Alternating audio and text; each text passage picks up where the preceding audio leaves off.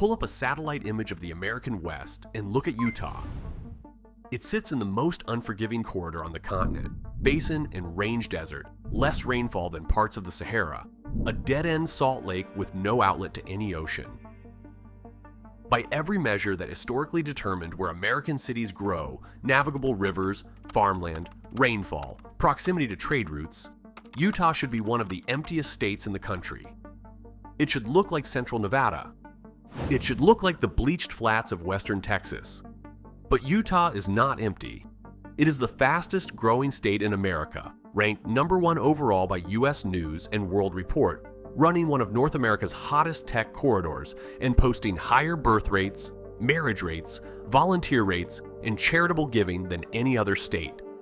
A desert that should have stayed blank became the opposite of what American geography usually produces. The reason is not the land. It is a decision made in 1847 that flipped the normal rules of American settlement, and the consequences of that decision are still compounding today. To understand why Utah runs on different rules, you have to start with what the land itself decided, and what one group of people decided to do about it.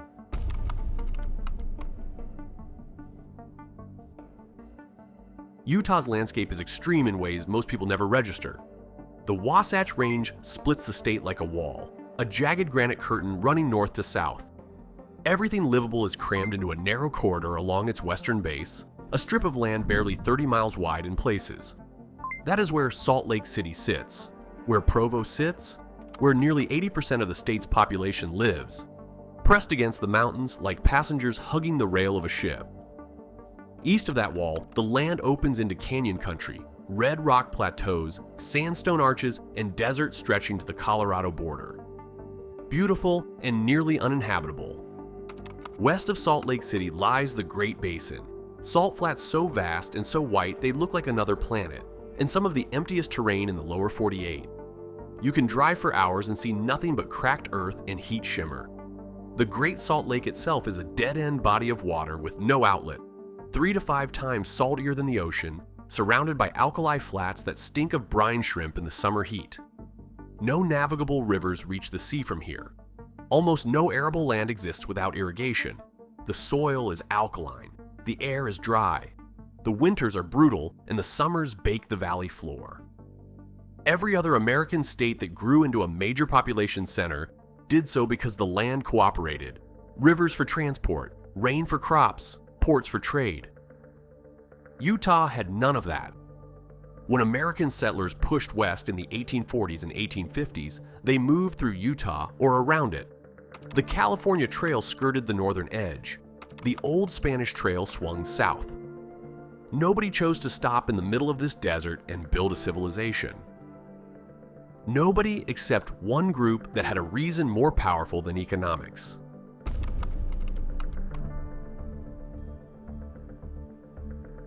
In 1847, Brigham Young led more than 1,000 Mormon pioneers over 1,000 miles from the Midwest into the Salt Lake Valley, territory that at that moment still belonged to Mexico.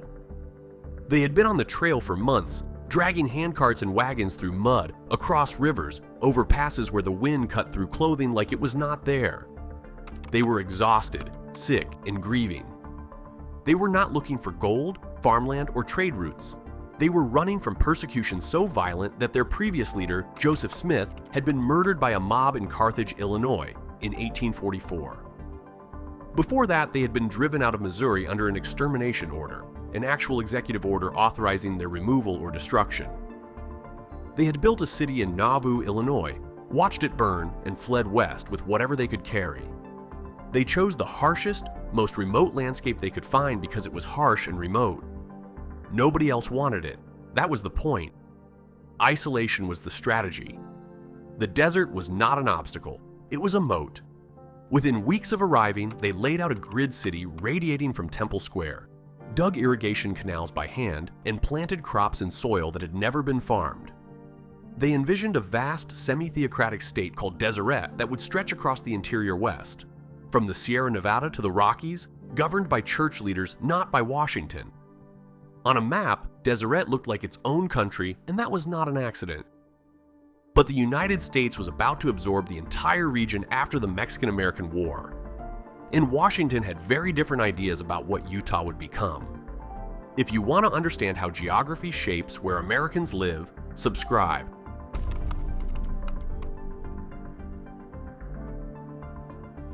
The collision between Mormon Utah and the federal government escalated faster than most people realize.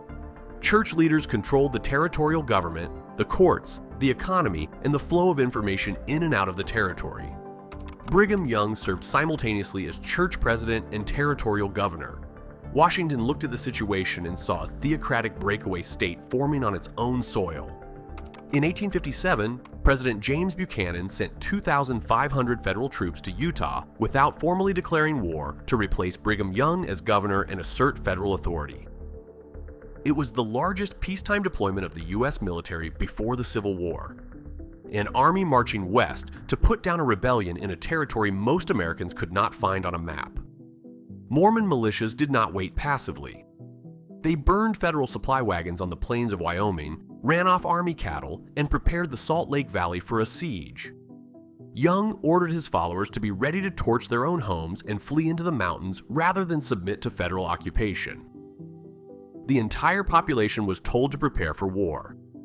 But the conflict mostly ended through negotiation rather than battle, and the real war, the one that would last for decades, was fought in courtrooms and legislatures, not on battlefields. And what the federal government demanded in exchange for peace would reshape Utah permanently.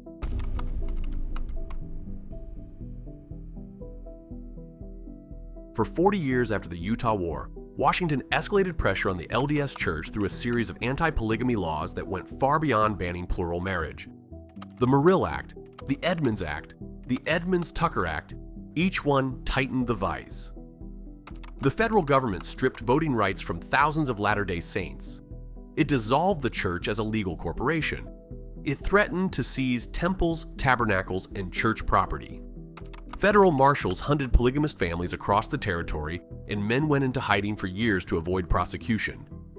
Utah applied for statehood 6 times and was rejected every time.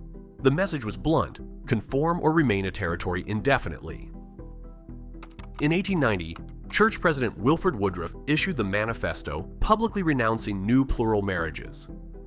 6 years later, Utah became the 45th state. But statehood came at a price. Utah had to prove it could function as a normal American state, split its politics into recognizable parties, separate church governance from civil government, and behave like the others. What it actually did was something far stranger. It kept the communitarian engine of its founding culture running while wrapping it in the appearance of conformity.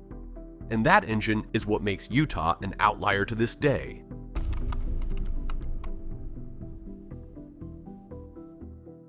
Here is where Utah flips one of the most basic assumptions about American life. In most states, the majority of land is privately owned. People buy it, build on it, farm it, develop it. In Utah, it is the opposite. The federal government controls roughly 64% of Utah's total land area, about 35 million of 54.3 million acres. Only about a fifth of the state is in private hands. In 18 of Utah's 29 counties, more than half the land belongs to Washington. Think about what that means. The state that was founded as a refuge from federal control is now more federally constrained than almost any state in the country. Only Nevada has a higher share of federal land. Nearly every major decision about growth, development, water, energy, and resource extraction in Utah runs through agencies in Washington: the Bureau of Land Management, the Forest Service, the Department of the Interior. The state that tried hardest to escape the federal government ended up more dependent on federal decisions than states that never resisted at all. It is an irony so sharp it could draw blood. And it raises an obvious question. If most of the land is not theirs, what does Utah actually control? The answer is, it's people, and what those people choose to do.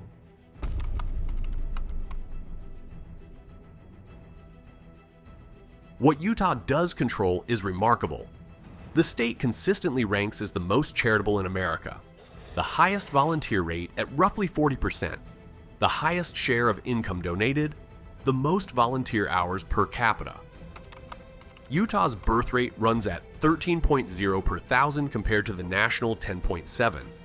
Marriage rates and two-parent household rates exceed the national average by wide margins. In a country where civic engagement, birth rates, and social trust have been declining for decades, Utah trends in the opposite direction. While most of America fragments, Utah coheres. But here is the complication that makes it genuinely strange. Only about half of Utahns now identify as LDS. A decade ago, that number was closer to 60%, and a generation before that, it was higher still. The culture that the church built is outlasting the church's own grip on the population. Secular newcomers, tech workers, and in-migrants are arriving in record numbers, and the communitarian patterns are not disappearing as fast as the religious affiliation is. The volunteer rates hold. The charitable giving holds. The family structures bend but do not break.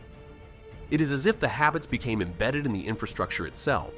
The neighborhood wards, the community networks, the expectation that you show up when someone needs help.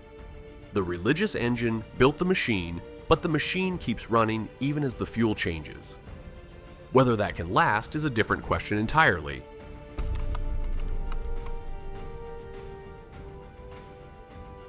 If you want to understand how Utah's contradictions work in practice, look at alcohol. In 1933, Utah cast the deciding vote, the 36th state, to ratify the 21st Amendment and repeal national prohibition. The state founded by teetotaling Latter-day Saints was the one that ended America's 13-year ban on drinking. That is not trivia. That is a historical punchline. But today, Utah runs the most controlling liquor system in the country. The state monopolizes wholesale distribution and most retail sales through a network of state-run stores. Bars operate under labyrinthine rules that change by county and sometimes by block. Restaurants once had to mix drinks behind a frosted glass partition, the so-called Zion curtain, so diners could not see alcohol being poured, as though witnessing a cocktail being made might corrupt the viewer. The state that ended prohibition became the most restrictive place to buy a drink in America. And yet those state-run liquor stores report record profits year after year, fueled partly by millions of tourists visiting Utah's 5 national parks and its world-class ski resorts. Visitors come for the red rock and the powder, stay for the scenery, and spend freely at establishments governed by rules they cannot begin to understand. It is a contradiction so perfect it almost reads as satire. And it is just one example of the larger pattern, Utah doing the opposite of what you would expect, and somehow making it work.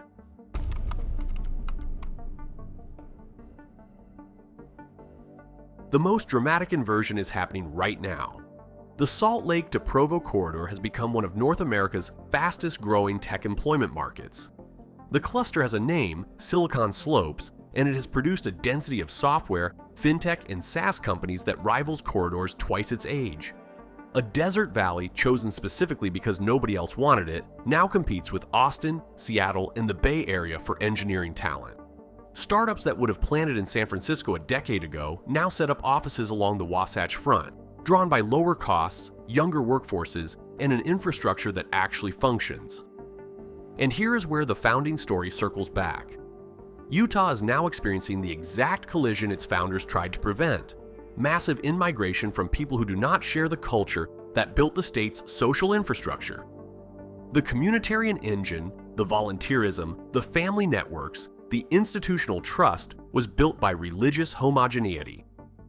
The tech economy is importing diversity at speed.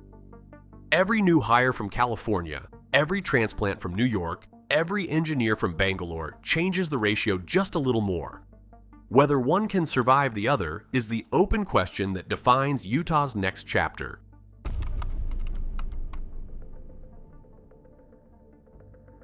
Utah's future, like its past, depends on water, and water is the one resource the communitarian engine cannot manufacture.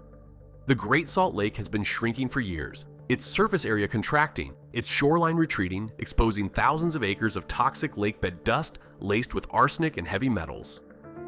When the wind blows across that exposed playa, it carries that dust into the lungs of everyone living along the Wasatch Corridor.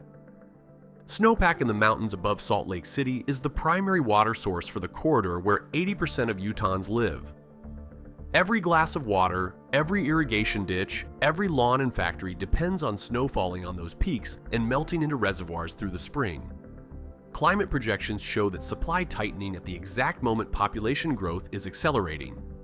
More people demanding more water from a source that is shrinking. It is the same math that haunts Nevada, Arizona, and Colorado, but compressed into an even narrower corridor.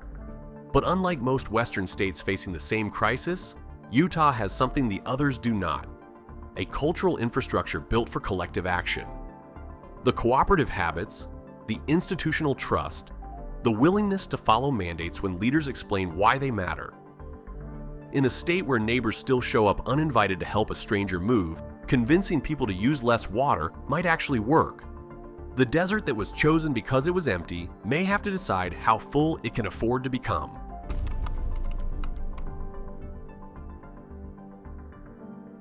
Come back to the opening image, the satellite view, the desert, the narrow corridor of light along the Wasatch. Every state in America is shaped by the tension between what the land allows and what people demand of it. Most states let that tension play out quietly, pretending they are one thing when they are actually several. Utah never pretended. It was founded as a deliberate rejection of the way America normally works, where it builds, how it governs, what it values. And the strangest part is that it worked, not perfectly, not without contradiction. But a desert valley chosen by refugees fleeing violence in 1847 is now ranked the best-run state in the country, the fastest growing, the most charitable, and one of the most economically dynamic. Utah is not the opposite of every state because it is broken. It is the opposite because it was built on purpose. And the blueprint is still visible in every ranking, every contradiction, and every acre of federal land its residents cannot touch. The land did not choose Utah. Utah chose the land.